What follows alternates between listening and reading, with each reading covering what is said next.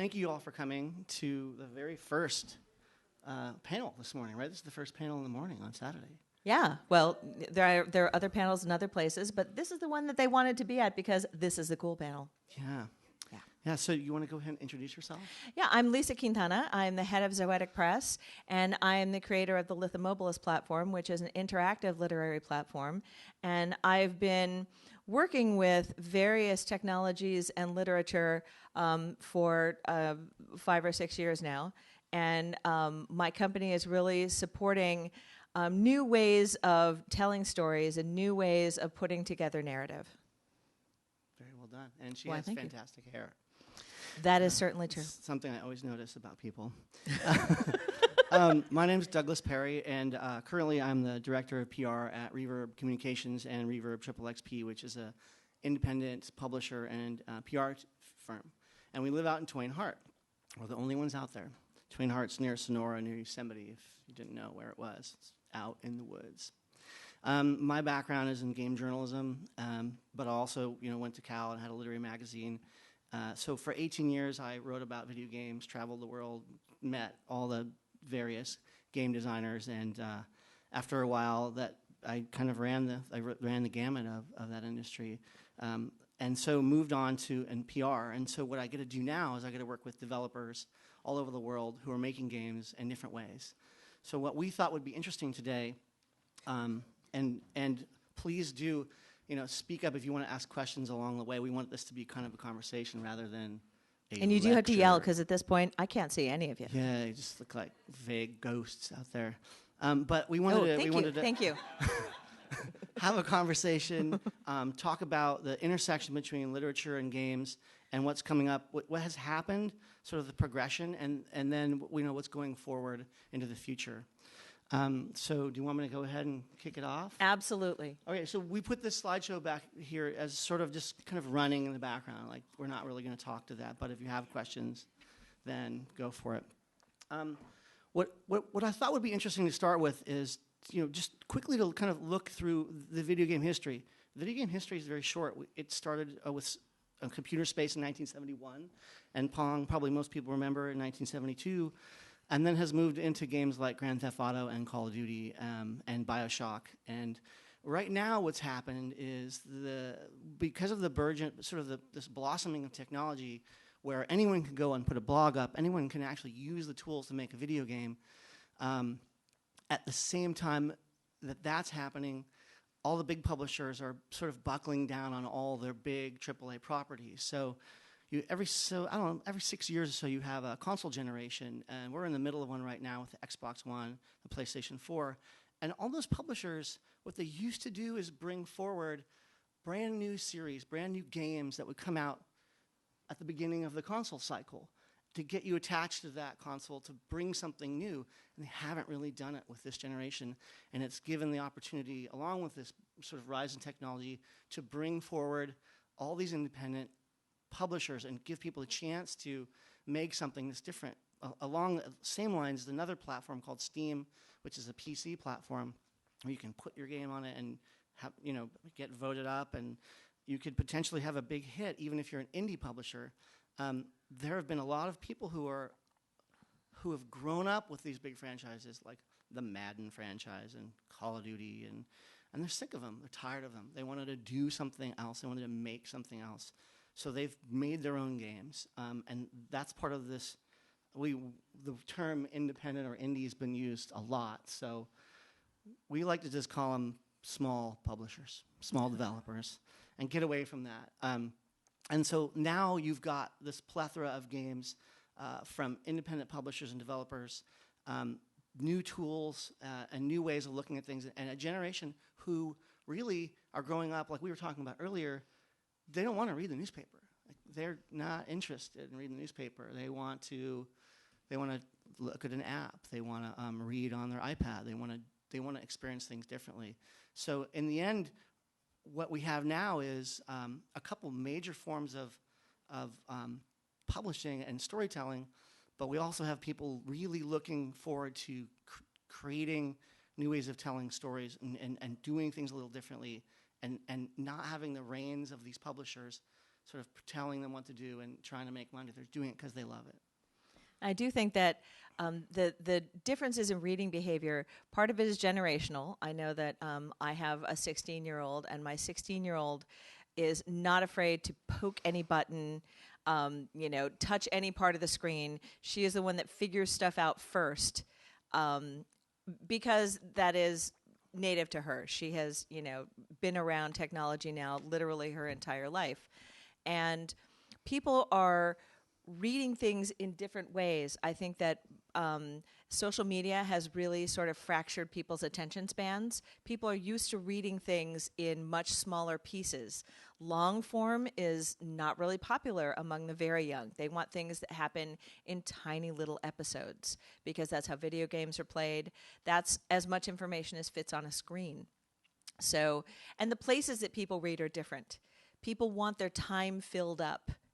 If you have, nobody like sits around waiting in line doing nothing. And in fact, people don't even sit at the dinner table doing nothing. How many of you have ever been in a restaurant and you look over, because I know none of you would do it. You look over and there's a table of people and none of them are talking to each other. They're all looking at their screen. And it would be super ironic if they're all texting each other. I've actually done that. Seen that. But people's attention is really fractured, and they are looking for their content in smaller and smaller chunks. But to your point about these game franchises, a lot of them have moved off of the console. And if you look at franchises like Halo, how many play sets, there are Halo Legos, there are Halo, there are how many, I want to say there are like 18 Halo books that take that world of the game and expand it into this entire literary franchise. The Warcraft movie is coming out, if it's not out already, it comes out this week. Yeah. So these are not just games that people want to move through. These are actual places and characters that people care about and want to expand and want to experience in other ways. So there's actually a slide on here, I think, where I actually list all the different Halo books. And Halo books, I've read about 7 of them. It's military fiction. It's not great fiction, but the books, it's not great fiction, but it's stuff that people care about. Yeah, let's face it, Twilight is not great fiction. No, but people love it. But exactly. They are #1 bestseller. So what I attribute that to is a very popular game that people love playing, and they want more lore. And the video game actually hides a lot of the story. You get very small pieces of what the story is about, and the books actually fill in a lot of the backstory as a preface or as a prelude, and fill in the transitions, sort of like the Clone Wars TV series did with Star Wars. So I want to give an example. One of the things that has been interesting in video games in terms of using classical literature is that about 10 years ago, if you've heard of the game of God of War, Sony put out a game called God of War, and it was based on Greek literature, loosely, on a character named Kratos. And it was really great for me, having been a literature major, to see, we're actually getting into literary classics now. Like, this is fantastic. We're talking about Greek gods. We're talking about vengeance. We're talking about, pure, in this case, Kratos' wife and daughter had been killed, and so he was seeking vengeance. And the great thing about this story is it's based on Greek literature loosely, but the other bad thing is it's a complete action game, and the whole time you're just this angry dude seeking vengeance. So there's some nice depth in the background, but this sort of storyline was small.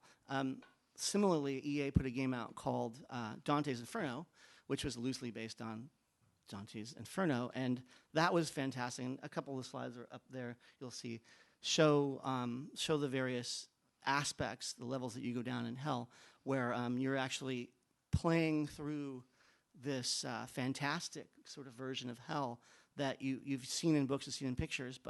And so in that case, I felt like EA's story, even though it kind of really mangled the book, what they did was they did create a fantastic visual experience. And you do not want to look at that game and try to interpret that as a direct interpretation of the book. Oh, that's a shame. I was going to be really excited if it had like Dante quotes and like you get from one level to another by being able to name the various characters and what their punishments They were. all are there. Like, That- I mean, they're all there, but But I want that to be what the game is based on. Like you have to know the text in and out in order to score on that game.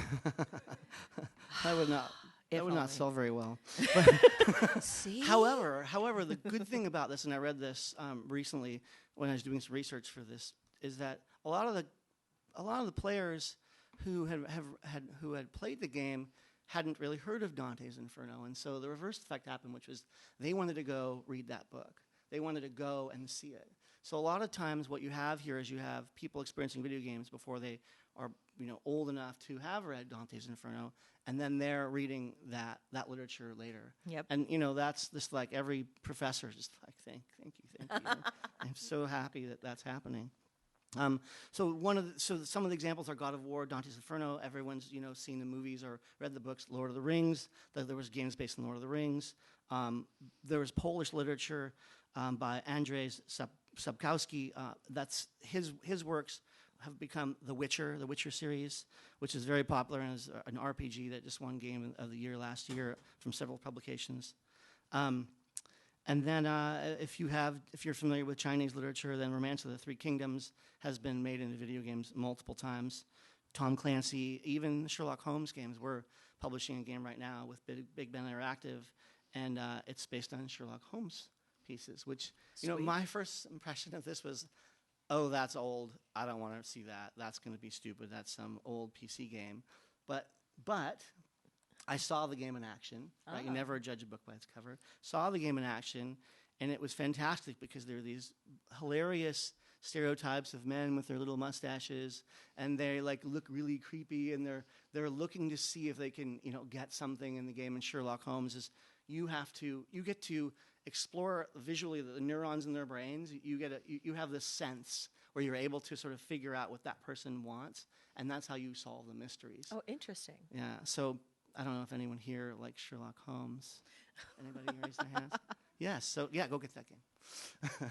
So just as a hint, Zoetic Press puts out non-binary review, and we just put out our Sherlock Holmes issue. It is available online at Zoetic Press. What's the book about? Sherlock. I mean it's Sherlock about Holmes.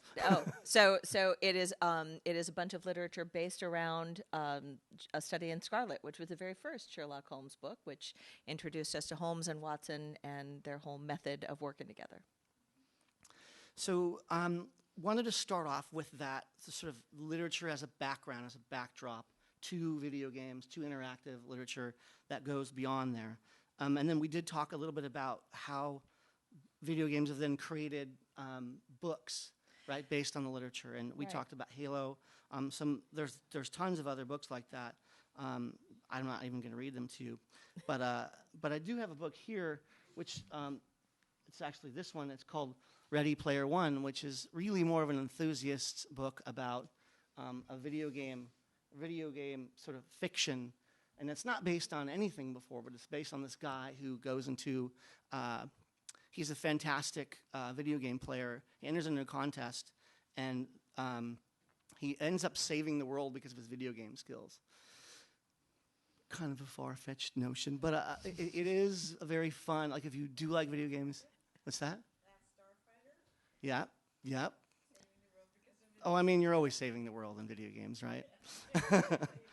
But I mean, it was more of a romp than it was like good literature, but it was fun to read because it was someone who clearly loved video games, referenced them, and talked about all of them as a part of a culture and his growing up and his knowing this stuff, and the knowledge of those games helped him solve these problems. So that's another case of a book selling really well based on video games. Now, some of the things that are up here, some of the screens that you've put up, I have actually no idea what they're about. Well, so I And come so I'd at love things you to talk from to them. sort of the other way. Doug is talking about games and games encompassing literature. I look at where literature is going, and as everyone is looking at their phones and experiencing literature on mobile devices, how that literature is approaching gamification. So there are lots of platforms. Right now, there are a lot of people using Twine. Twine is a hypertext platform. Hypertext started in the 1980s with Apple's HyperCard. And if you had an Apple and knew how to construct hypercards, you could make literature in little tiny bites, and then you could send it to somebody else who had HyperCard, and they could read those one at a time, and you could shuffle them around, and it was a little bit clubby. Hypertext literature. Then once more people got online and you could construct web pages, you could make hypertext literature where people could link to another web page from within the thing that you're reading. So you could essentially have choose your own adventures online that could be as long and convoluted as you wanted. And so one of the slides I have up here is from a beautiful hypertext piece called The Patchwork Girl. And The Patchwork Girl was put out by Eastgate Systems in the early 1980s. And it is essentially about a Frankenstein's monster. And each piece of the woman's body has its own story. So as you read, you can click on her arm and you will get the story of the person her arm came from. You can click on her head and get the story of the person her head came from. And it accretes into a full narrative. So the way that we tell stories has to be different when we were working in these different media. That hypertext literature sort of reached its peak in at about 1990, and then sort of fizzled out because very few people were looking at it. And part of that is sort of due to Eastgate Systems, which made the best authoring tools for hypertext, also decided that they were going to be the only publishers. So you had to buy their authoring tools, which were really expensive. They were like, I want to say in the $300-400 range, which just as a comparison, other noveling tools like Storyist and Scrivener are like $50, and authors are poor. So having this $300 or $400 tool that writes this very, very specialized form of literature that you then have to turn around and say, okay, Eastgate Systems, will you publish this now? And so Eastgate Systems was the only publisher and distributor.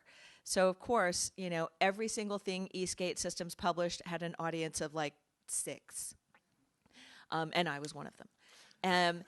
So it's very sad that Eastgate Systems, because it had a bad business model, sort of doomed a lot of hypertext literature to oblivion until better tools came out. Twine is open source. It does essentially a lot of the same things that Eastgate Systems stuff did.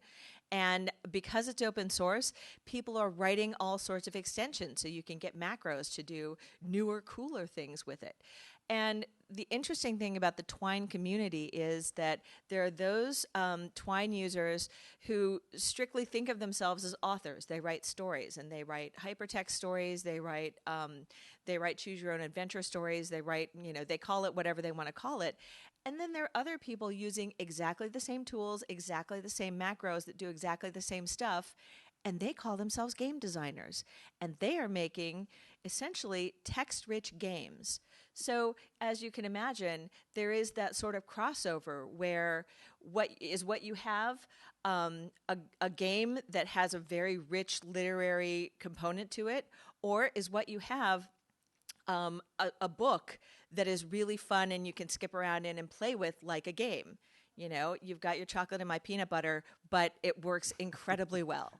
So. Yeah, and I'd like to say, on that, there are different ways of telling stories in video games, and I think similarly, you have your kind of Hollywood or traditional narrative, which most video games follow. You have a beginning, middle, and end. Mm-hmm. You go through there. You may not actually make any choices, but there are games, MMOs, and a game we work with right now called Ark Survival Evolved, which is kind of a survival adventure game where you were dropped into this sort of leafy dinosaur world, and you realize there's dinosaurs everywhere, and you're just in a loincloth, and it's very much like dinosaurs meet Minecraft. So you have to... Is this loincloth flattering at all? I mean, it covers the major parts. Oh, that, But you can customize your character to look really nice or really horrible. You can be a man or a woman.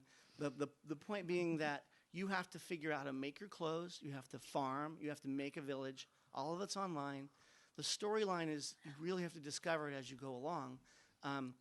But the story isn't the thing. The community and the people that are playing in it are the thing. So you might have a quest here. You might have to, make sure that you're keeping hot or cold. You try not to get eaten by dinosaurs, obviously. You can actually tame, train, and ride dinosaurs. But the other thing is that, it's more fun to be there with people and to make the story with them. So, for instance, there was a slide in here. You can see it later. And the story was covered by Kotaku. And I put it in here because I thought it was really funny. So it was a community-based story. It's a community-driven kind of adventure. The story is like you're on this island and you don't really know what you're doing, but you just need to stay alive. And you just need to survive and get better at it so that you don't die. But what happened was you can communicate with other people online all the time. And if you leave the game, you might find out that someone has, if you want to go to sleep, for instance, in the real world and you don't want to be in the game, you wake up the next day and you're like, hey, all my stuff's gone. Where'd all my stuff go? Well, it's a persistently online game. So you might lose all the loot. You might lose all your dinosaurs. You have to go back and build it up. So this one guy came in. His name is Ricky. I don't know, did that slide show already? He shows up, and he's a jerk. And he goes and takes people's dinosaurs. He kills everybody. He takes their food. He ruins their crops. And he thinks it's fun because you can do it. The publishers don't care. They want you to have fun. This is why I hate games like that, because I feel like the world is full of Rickies. So the and world, here's me sleeping virtually, just holding on to all my stuff. So what happens is this tribe. You can form a tribe, right? You can form a community of people, and you can build your houses together. And you can hunt Ricky down and shoot him in the neck. So even better. Awesome. Even better. What they did was they found Ricky.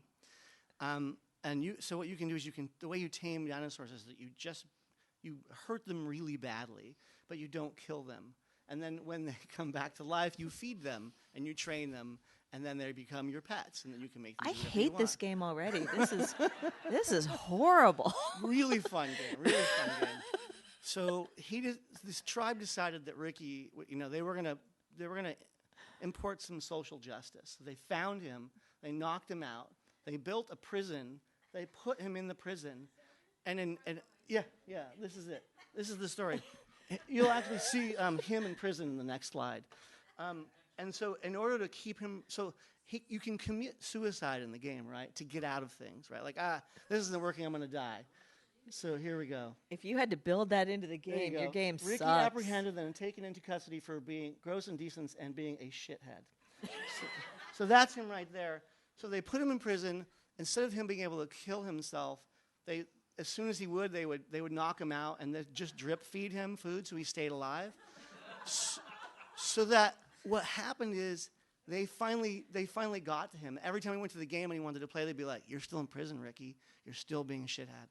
And then finally they got him to agree to say sorry to everybody. And then he joined their tribe, and then he turned. He turned because they decided you can imprison people. You can do whatever you want in this game.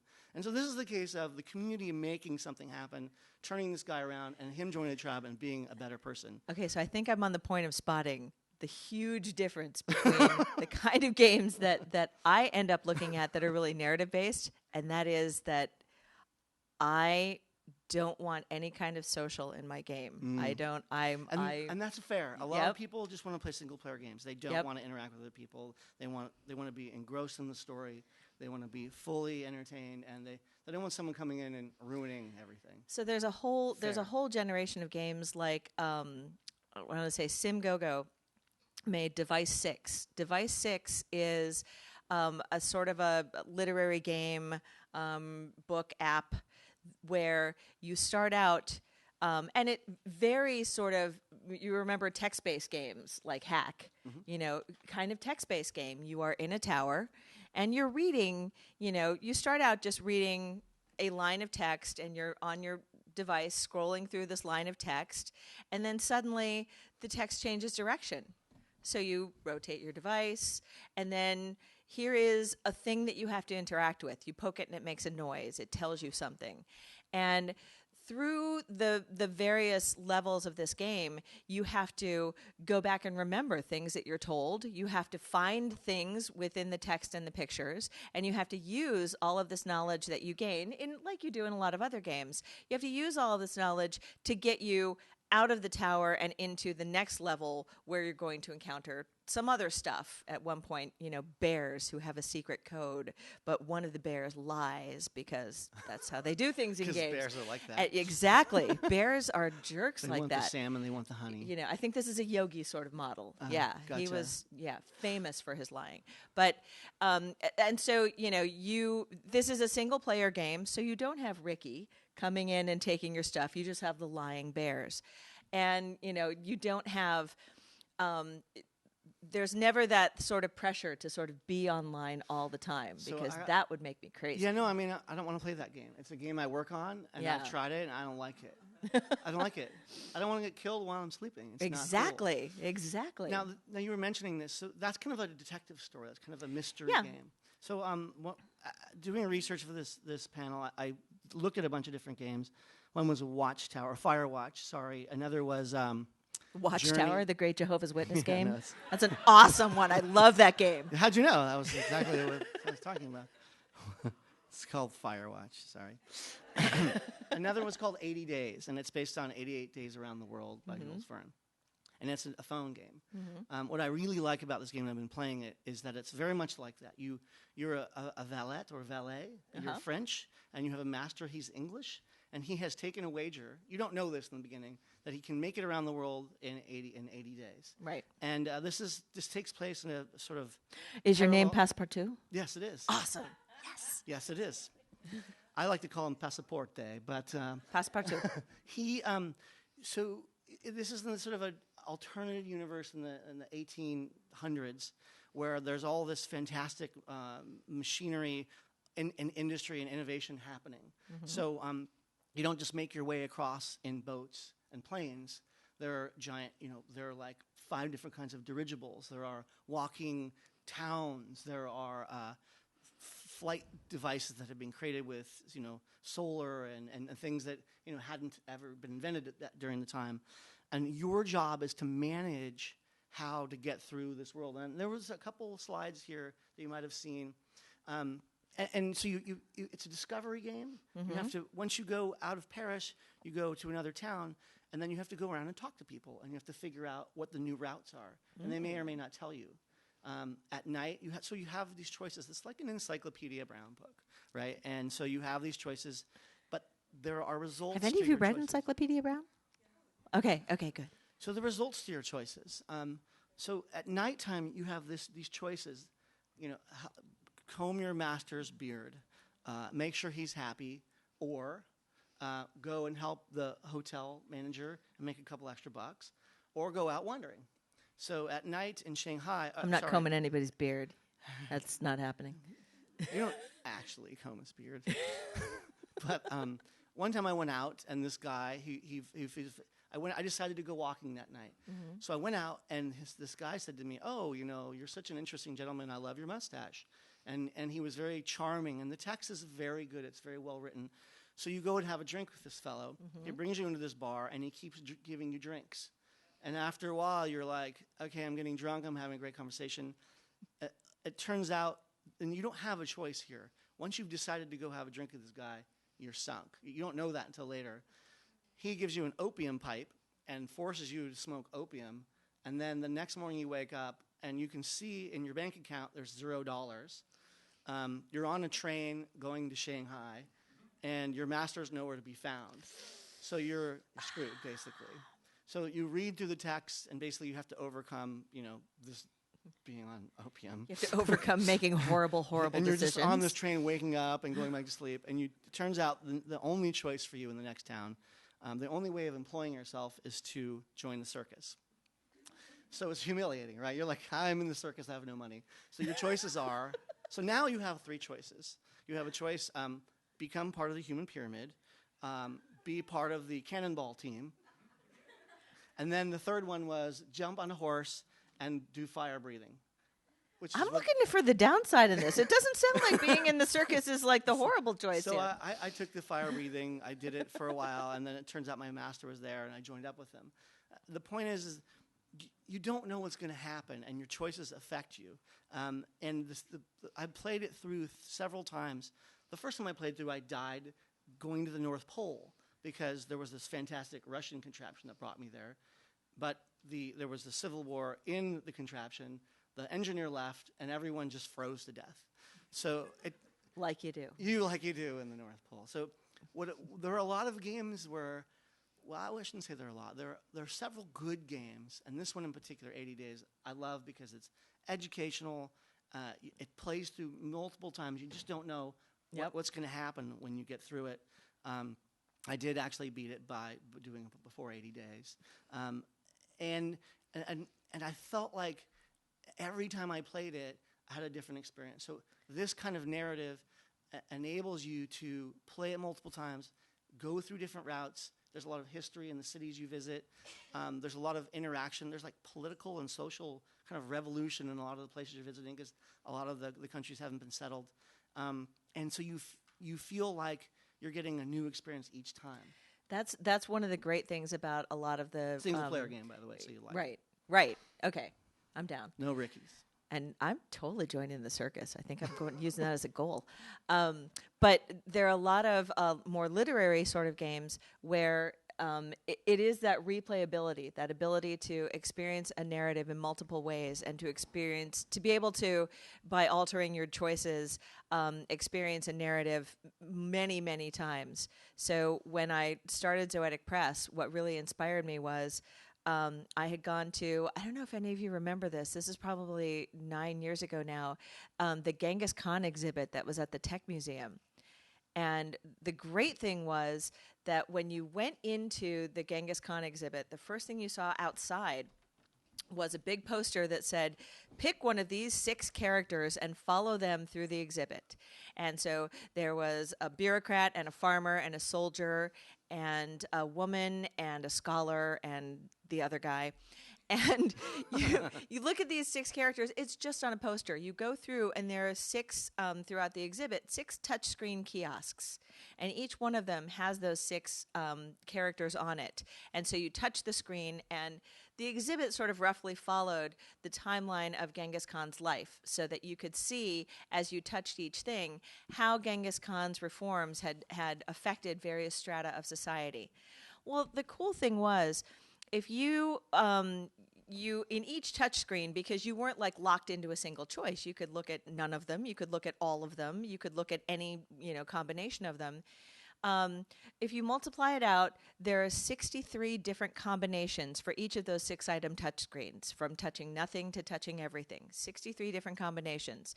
When you multiply that out by 6 touch screens, that's 62.5 billion with a B combinations of stuff that you could be reading. If you have literature where these, in essence, 36 pieces, 36 nodes of literature could form 62.5 billion combinations, that's a really powerful storytelling engine. That's a really amazing way of being able to re-experience the story in various ways over and over again.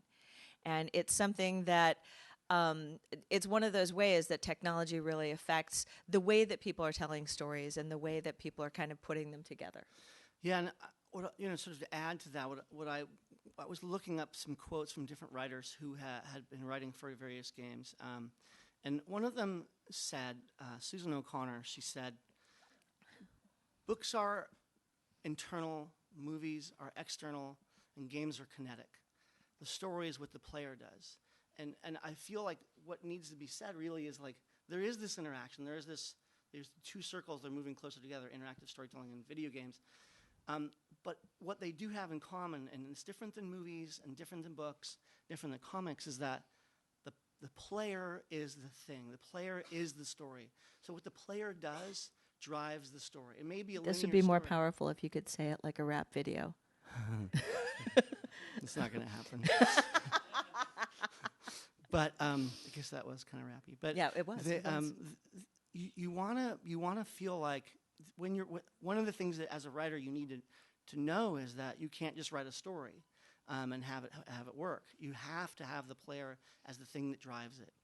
So in games and in interactive storytelling, you have to create this universe where all these options exist. All these options exist, and then you have to tie all those together so that they come to a story ending or multiple story endings.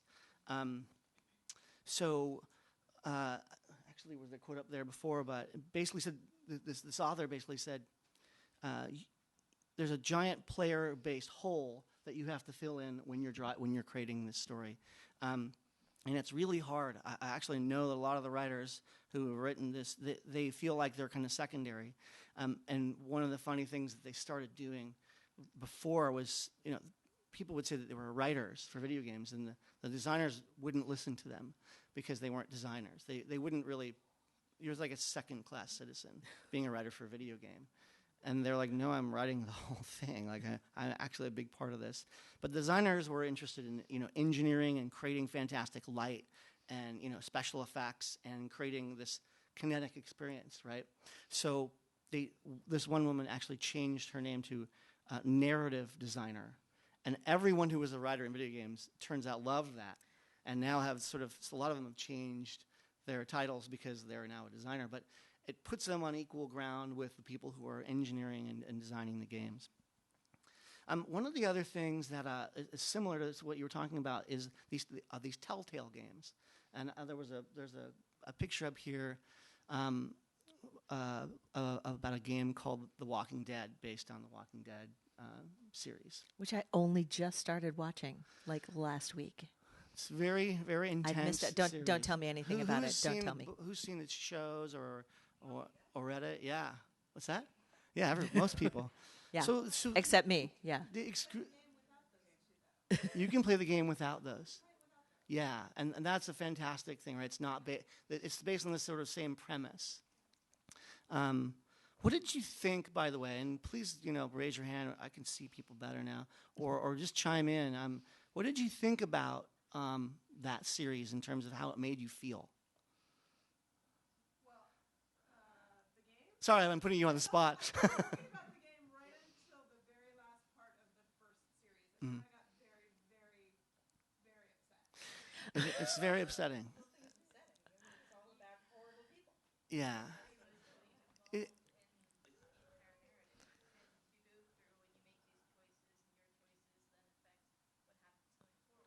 Right. So some people are good by nature, or they're put in a horrible situation. Some people are jerks, and they're put in horrible situations.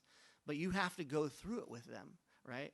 And one of the screens I had up here was like, there's this African American fellow who saves this young girl from her house, and he has just been he's being brought to jail because he's been accused of killing the lover of his wife, which he did. But I don't know if it's vague as to exactly, if he's guilty of it or exactly guilty of it or not. But and people have seen this on television, right, in the game.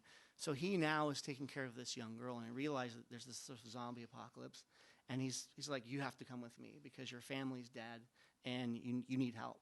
So all throughout, I hate it when that happens to me. All through this, I'm so distracted by you. I can't. Very well, very good. And so you have to figure out, how to tell the story of how you met this girl and who you are. So sometimes he lies, and people call you out, right? And then you have to admit it. But you're forced together with this group of people, and you have to make choices, sometimes of whether they live or die, which is excruciating. And then at the end, which is really nice, you actually have like a little sort of tally screen that shows you how many people made the same choice as you. 45 people decided not to give that dying guy water because that's a waste of water, and he's going to turn into a zombie. Like, why would you waste that water? Anyway. Wow, this sounds like a lot of jerks play video games. I'm really kind of creeped out about this. So I wanted to talk a little bit about from a narrative side, sort of books that, authors that started out making interactive experiences that were not video games. So if you talk about, ooh. That is a decision tree for Mass Effect. And so really what it's showing you is that if you have a conversation with somebody and you decide to go a certain way, here's a path that leads you.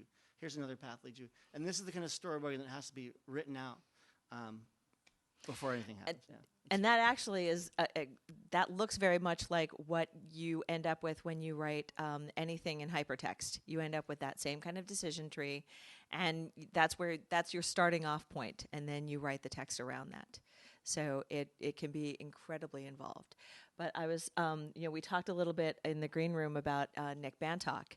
And Nick Bantock is sort of one of the pioneers of interactive literature that is still in a paper book. So I don't know if any of you remember the Griffin and Sabina series, but that was a lovely series of physical paper books about the correspondence between these two characters, Griffin and Sabina. And it came with actual postcards and letters stuck into the book. So, you turn the page and here's an envelope, and you open the envelope and it has a letter in it in somebody's handwriting. There are lots of beautiful sort of interactive books. There was a book called Knox, and I can't remember the author's name off the top of my head, but it was a woman who had her brother had passed away, and she had created this beautiful artifact of memories of their life together, and it is essentially one page. It is one page that is a 35-foot accordion fold that folds back up into a book-sized box. And it is, the entire 35 feet by, I want to say it's maybe 12 inches, is just bits of stuff that she had stuck to this paper. And the original is the actual artifacts themselves. You can get a facsimile. You can get one facsimile that's just printed on there. You can get more expensive facsimiles that have actual stuff stuck on there. But as you follow that narrative along this book, but it is interactive. It's tactile. If any of you who have ever enjoyed a pop-up book, I love pop-up books. Those, I had a great pop-up book of Samuel Taylor Coleridge's Kubla Khan, which was also done by Nick Bantock, who he did so many beautiful, beautiful pop-up books. So then he actually expanded into doing some online books, some online interactive books. So he has a book called The Venetian, which somewhere in here there is a slide of it. But The Venetian is a beautiful interactive book. And sort of the sad thing is that there is not a single platform that is really capable of rendering narrative in every way that can be interactive. There's not one platform that's flexible enough. So what ends up happening is authors end up having to sort of create their own interactive platforms for whatever their book is. So Eli Horowitz and Russell Quinn have done a whole series of books. They did, the slides are up here, and I'm blanking because I'm super nervous. I don't know if you can tell. But just keep looking like back here. The Pickle Factory, and there are a couple of others. And those books exist as paper books. You can go to any bookstore and pick them up. But each one of them also comes with an app. And those apps interact with the actual physical book. And that interaction expands the content and expands the narrative in ways that you're not going to get with just the paper book. Similarly, the app itself, it can stand alone, but it's not going to be as rich of an experience as you would have with the app itself. So there are other ways to experience literature. There are a lot of people doing sort of geographically sensitive apps. The artist Astrid Bin did a great pair of apps called the Redemption Machines. Now, these only work if you're in Belfast or Berlin. And the great thing is you install this app on your smartphone, you start out at a specific location, and she made a very conscious choice to have the narrative be verbal instead of textual, because she wanted people to be actually looking at the physical space and experiencing this physical space. The Redemption Machine episode that takes place in Belfast really talks about the fact that Belfast was made into a city by the linen industry. That That's right. I've been there. Right. Butland in there. Right. that industry is what, they drained the swamps and they built all these buildings. And so she has you walking through neighborhoods in Belfast and like looking in abandoned buildings. And, if you see around this window that you can, look in from the outside, you can see marks of a fire that happened in this, building in whatever year.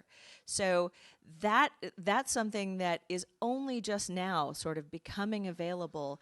There is an app called Juno that allows really anyone to build these sort of geographically based narratives. And right now, Juno is primarily being used by advertisers because you can tag a place and you can put some text on this tag. So people looking at their phone can say, oh, right here there is a tag and this tag says, eat at Joe's. Or you can tag a place and this tag will say, on this spot, this thing happened. And if you walk 500 feet to the right, this other thing happens. And you can build these narratives that have people walking through actual space and looking at actual things. So that very much ties into augmented reality and virtual reality. Absolutely. And the whole idea of gamification. But I know that, for instance, there's been a lot of work done around trying to figure out how best to make an augmented reality game where you're told to go to a certain place, right? And then we worked on a game called Light Shot, and it was basically a laser tag game. And the idea was that you had your a Is map. Ricky playing this game? I'm not playing if Ricky's He's playing. not. Okay. He's not. Okay. And the idea behind the game is basically laser tag using geolocation on your phone. So you and I and like 3 other people from the audience could get together. We all have the app. We all have these guns and sensors here, and we would have to go find each other and knock each other out, and whoever wins, right? But you find them on your screen. The great thing about it was because you can when you get closer, you can see them kind of showing up. The horrible thing about it was that you had these really horrible looking, like, lame guns. They're done by the 3D printers, and you have to wear like a big kind of thing on you, so you're walking around looking like a really Looking not geeky. smooth. No, not at all. And you'd be like, oh, that's the guy. He's wearing all the junk. You don't have to look at your phone. But the idea is that was fun because you could use this technology. It used to be really expensive, and now you have it on your phone, and you can use a 3D printer. You can use geolocation from your phone. You put things together and So and have fun. I don't know if you ever played Ingress. But Yeah. Ingress was one of those games that I feel was a huge letdown because there was a potential for narrative in that game that just ended up not being there. But But Google put it together, right? And they had a lot of money behind it. they and a lot of they press did. behind And it. but you know why they put it together? To get mapping. They had people mapping stuff because that's how you got from portal to portal was so mapping Ingress walking was routes. Cool because you're like, okay, I'm in San Francisco, I'm at the Hyatt Regency, and now this device is telling me I'm really close to where I need to go. Right. What am I going? Where do I get? How do I get it? You have to sort of figure it out and get to that exact Yep. spot, and then something happens. Through Yeah, the and then you technology. capture that portal, Yeah. and then Ricky shows up and takes it back. Yeah, Yeah, I Ricky. hate that guy. God, you're a big fan of Ingress, huh? I was a big fan of Ingress until I realized that the narrative just wasn't there for me. And honestly, I want there to be more story. I want there to be a compelling reason other than just competition. Right. And that is, to me, the compelling thing for me is always a moving narrative. So that's a thing that there are a bunch of new fitness apps. Yes, And there are. that is a beautiful thing because these fitness apps, basically, they insert narrative into your workout routine. So you install this fitness app on your phone, and you start out and you are a spy. And there's all this stuff that you have to find out. but the way that you get from place to place is literally walking. So when you have your phone on your person, it tells you, okay, you've walked, 2,000 steps. Now you're at this other place where you're going to learn the next piece of information that is then going to get you to the next place. And so you're not playing against anyone but yourself. It's encouraging you. You don't have to, you're not on any kind of, geosensitive path. It's just how many steps you walk, and you can see your progress. And, if I go 50 more steps out of my way this way, I can pick up this thing that I might need later. Because that's a thing that I have found out through various games, is that it turns everyone into a kleptomaniac. If you see something that's not nailed down, take it. Blow it up. Take it, blow it up, eat it, whatever. Yeah, but just, you steal stuff in games all the time. It's terrible. But yeah, you take stuff because you might need it later. And that sort of, I'm competing against myself. Yeah. So Ricky doesn't get to play with me. And the narrative in a thing that I'm already doing that encourages me to do that thing more makes that more compelling. Oh yeah, and then when you're exercising, all of a sudden an hour goes by and you don't even notice it. We have a rowing Yep. machine. My wife and I are on a rowing machine, and the only thing there that's story driven is like this little sort of 2D digital lake, and you're just going across it. But we could really use. You use that. totally need to hack it so that you're rowing from place to place and getting stuff. I wanted to mention a couple other games that I thought were really valuable in this discussion. That game company created Journey and Flower and Flow, and these games are really different in the way that they function. The creator of these games was sick of the Call of Duties, the competition, the fighting, and he wanted to create games that just evoked emotion.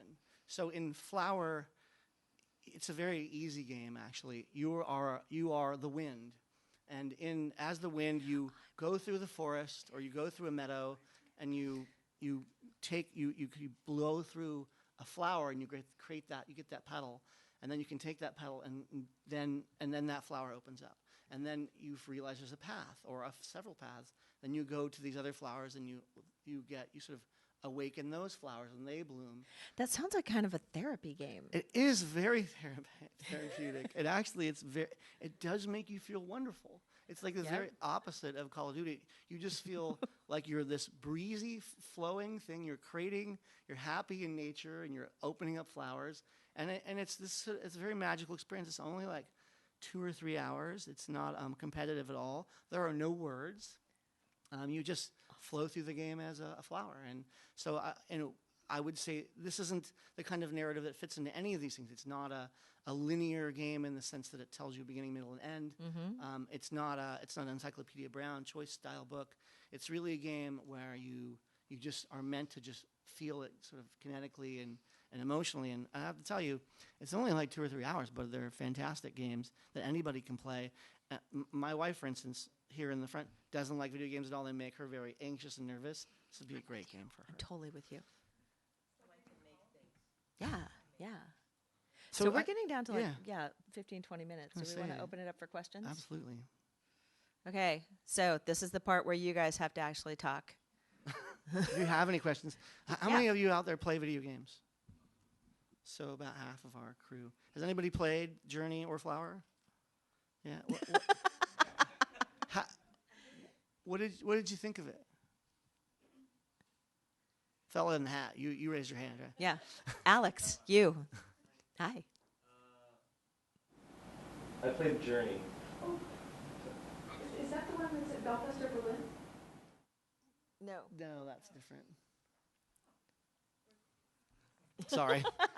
No. Anyway, the reason I ask you is because I wanted to know if you've played a lot of other games. Was that something where you felt like it did what it was supposed to do? It made you feel something? Or were you just like, what is this simple, easy, flowery game? It was simple and easy, but it created a visual story more than it didn't feel contrived. It felt like you were creating a story by exploring the world, which was really cool. Yeah. Were you high at the time? That's okay. Yeah. It need to be asked. Sorry. Yes. Do you know any names any games that actually help you create a narrative and literally write it down? So I know that there are apps that help you create a narrative, and but none of them are coming to me off the top of my head. But I know that there is one that's really based on the sort of fractal nature of writing, where you start out writing like 2 or 3 sentences about your plot. You know, boy meets girl, boy wins girl, girl is tragically blown up by Ricky. And then you take those, you take each Sold. of those pieces. I want that game. And I Hate Ricky t-shirts will be available later. And then you take each of those and you expand it into 3 sentences. So boy meets girl at gaming store, you know, boy. So, and then, you know, as you expand, your story gets bigger and bigger and fleshes itself out. So I know that that exists, although I cannot remember what the name of that program is. If you look up fractal literature, I think you might be able to find it. But in terms of just straight out games that allow you to create literature, I'm not aware of any. Because that's really hard. Yes. So you haven't really said very much about humor in games. So Because it's really hard. Because Ricky exists. Jesus. I know that's not true. Well, there are many games. There are many games. They're very funny, Yeah. funny games. You know, Minions and all those funny, Family Guy. The cartoon. One of the funniest writers that I know is Tim Schafer. A lot of the games he's made are very, very funny. They don't actually sell that well, but they're very funny games. And I remember talking to a couple different people, including Brian Fargo and Tim Schafer, who, it's the problem is that the ones that are there that try to do humor end up using a lot of tropes that are of so very well tread, and so if you were looking for video games that had humor, I would look at any of the Tim Schafer games. You were going to say something? Oh no, you don't have your hand up. Yeah, I think it is hard because what makes literature, what makes narrative compelling is conflict.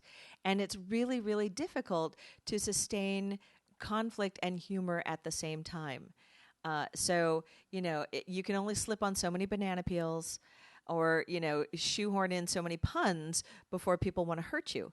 So, I think that it would be really hard to have a really extended, like, I want to say Terry Pratchett. Terry Pratchett's amazing for being able to reliably work humor into a narrative that is still essentially Terry Pratchett books are like whodunits, and I am not sure. Humor relies on there's the setup and then the payoff, and when you are approaching things non-linearly, you might be able to have maybe some visual puns. But those are, again, hard to pull off kind of long-term over a long game. Yes. There's one game I think of when you say that. I don't remember who wrote it, but it was one of the Sierra Studios games. Oh. Back in the day, Woodruff and the Schnibble of Azimuth. We're laughing already. Okay. It sounds funny to me. It's super nonsensical, just like banana peels and like shirt fronts and just it makes no sense. And I think that's the beauty of it. It's completely fantastical. But there was a lot of humor in like Monkey Island and Day of the Dead and those old games. There was a lot of humor. I kind of miss that. Those are all Tim Schafer games. Oh, are they really? Yeah. All right. Yeah, I mean, I think the reason that we're having a hard time answering questions because there aren't that many games that are that funny, and then when they are, there are just a few guys or a few designers who are making them. And a lot of those games that you're mentioning, point and click based adventures, there aren't that many of them left because the big publishers aren't interested in publishing them. So that's why the indies have come through. And this game, the game I was talking about with the zombies, the Telltale games, The Walking Dead, is very much based on that same kind of sort of click and see what happens narrative. So yeah, I would say look up anything that Tim Schafer has created, particularly Psychonauts is very funny. And you can get those digitally. now they're all online, so they're available. All right. I think Lisa's pretty funny. I could listen to her all night. She's good. Yes. So actually, I had a question. We're talking a lot about how video games are creating media, and along the lines of video games maybe consuming media to create narrative. And I just kind of bring this up to the talking point, looking at Douglas's shirt. Yes. Thinking about how that game mechanic works, with taking in songs from CDs and then generating levels. Just if you have any thoughts on how like procedurally generated storytelling is, any experiences with that, and also where did you get that shirt? So it was at like 1998 He stole it or from Ricky. 1999 when this game came out, and it never came out in the States. Sony didn't want to publish it, but basically, what this game is it's a vector-based 2D game. Sony didn't want any. It came out in Europe, but it didn't come out in the United States. And you're this rabbit here, and you basically are walking along, a road, and if you press the button at the right time, then you stay the same size or you get bigger. But if you miss the beat, you turn into one of these smaller creatures until eventually you just turn into one of these little asterisks. That's when you die. But the the idea behind the game also was that you put the game in the PlayStation. The PlayStation would take the content, put it into RAM, then you could take that CD out and put any CD you wanted in, and the game would play to that music. So you could use the music of a rap song or the Beatles or whoever, and that would be the back story or the back music, and you would play to that. Pretty interactive, pretty fun.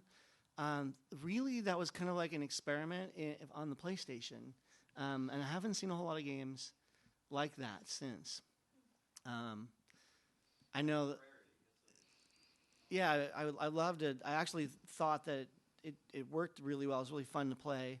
We had to import it and sort of fix our PlayStations to work on it. But yeah, I'd love to see more games like that. That's the kind of stuff that, because there are, like it's such a small audience that really appreciated that game. Yeah. I feel like that's the kind of thing that needs to go out and become open source, so that those people that really loved it and cared about it should be able to take it apart and make new ones and Absolutely. Expand that. That would be cool. Well, this is not a really interesting story. I asked for it. I begged for it. I begged for it at a party. All the people at the Sony party in Europe were wearing them, and I asked several people several times. He bribed Ricky to knock somebody down and take it. Yeah. That's a better story. I like that one better. Anyone else? Yes. This is for you, Lise. Yes. So you were talking about how technology is changing the way people tell stories. What about the way people write stories, and particularly thinking about how it's enabled collaboration between different writers? So collaboration between writers has always been a thing, and how many epistolary pairs of writers can you name? Ready? Go. Okay. How many? Okay. So, but historically, it has only been as fast as Post could make it. So, making a work of any kind of length could take forever. But nowadays, even like Google Docs can make working together as a writing team almost instantaneous. And the great thing is that it does all of the hard things like revision history for you.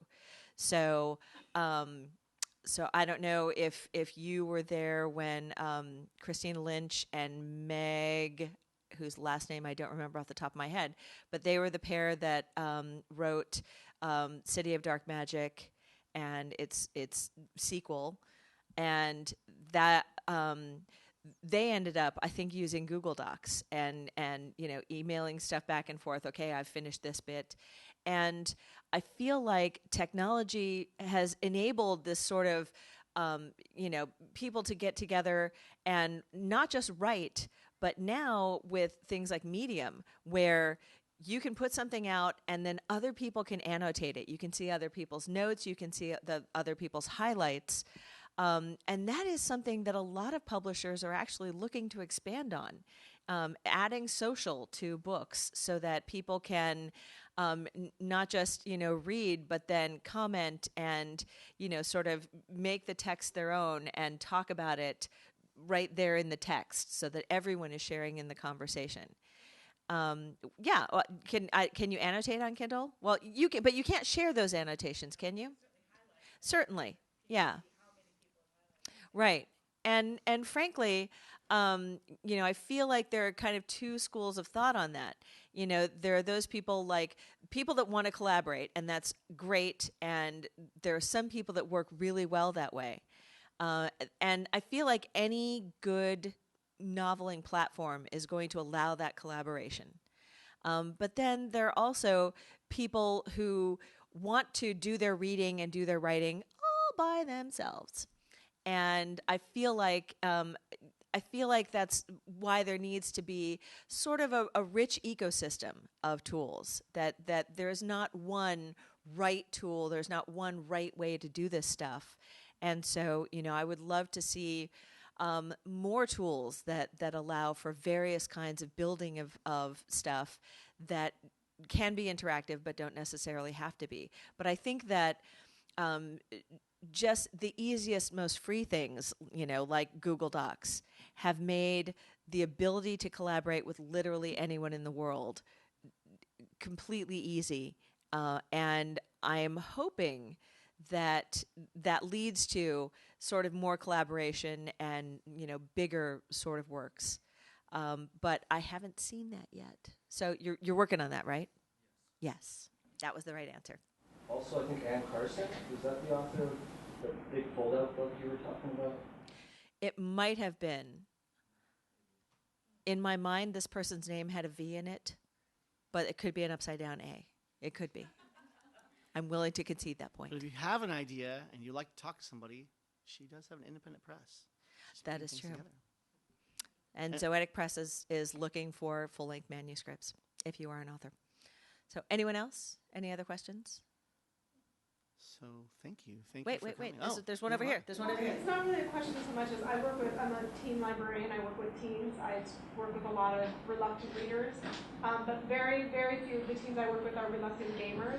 So I just want to say thank you to, you two, on behalf of the industry for making this bridge for a lot of young people between something they love and passionate about and something that they're reluctant to try. So Twine is open source. And if you can get them working on Twine, because sort of like if you start gardening, you'll start eating vegetables that you would never have eaten in your life. If you start writing, you will start reading more than you ever have. So, yeah, get them all set up on Twine. Oh, and yeah, thank you for that. And I have a big list of sort of games that are based on literature and all that. So if you wanted to see them and that would help, I'm happy to share it. They'll eat more vegetables.